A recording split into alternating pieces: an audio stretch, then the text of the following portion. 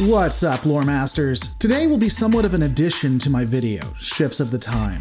A lot of people felt like the Krenim Weapon Ship should have been classified as a time ship. Now initially, I did somewhat agree, but after thinking on it, I don't really think that it was a time ship. So let's just get into it. The Krenim Weapon Ship was developed around 2174 by the Krenim Imperium in an attempt to win the war against the Rilnar. The ship utilizes a temporal core in order to push the desired target out of time, ultimately erasing that target and changing the timeline itself. This means that any impact the targeted civilization that was erased had on the universe would not occur. While the weapon could be used freely, it takes meticulous calculations and research to determine the ultimate impact of erasure. Even then, sometimes the outcome could not be predicted. Along with being an effective offensive weapon, the temporal core is also one of the ship's best defensive measures. The temporal core ensured that the ship would stay out of normal space-time, making it invulnerable to conventional attacks.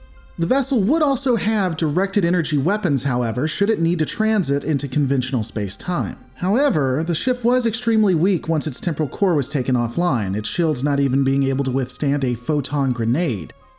And yet, when Voyager fires fracking photon torpedoes at it after it slips out of its temporal protection, the torpedoes don't really do that massive damage. Nor do the directed weapons of Voyager's allies that hit it.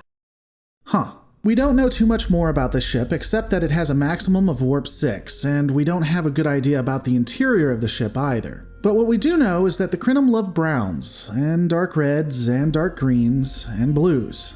From what I could tell, the bridge of the time ship has the command chair in the center, surrounded by several different consoles that both face the command chair and face away from it. Additionally, there may be a view screen on the front bulkhead. There would be doors behind the command chair, and the other bulkheads that surrounded the room would have additional consoles.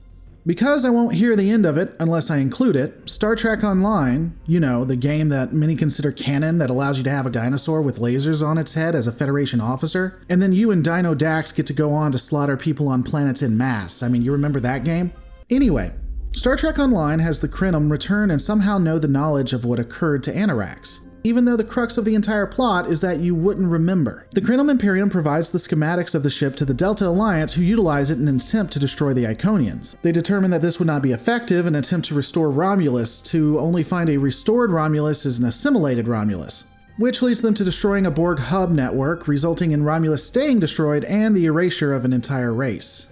One of the questions that come up is whether the Krenim were ultimately evil, and I think that, like all doomsday and world-ending weapons, the use of it is probably evil, but the crew was not. Annorax and his crew weren't originally villains, but just possibly desperate. They wanted to stop the loss, and then once they made one mistake, they tried to correct it, and after a time, became the villains.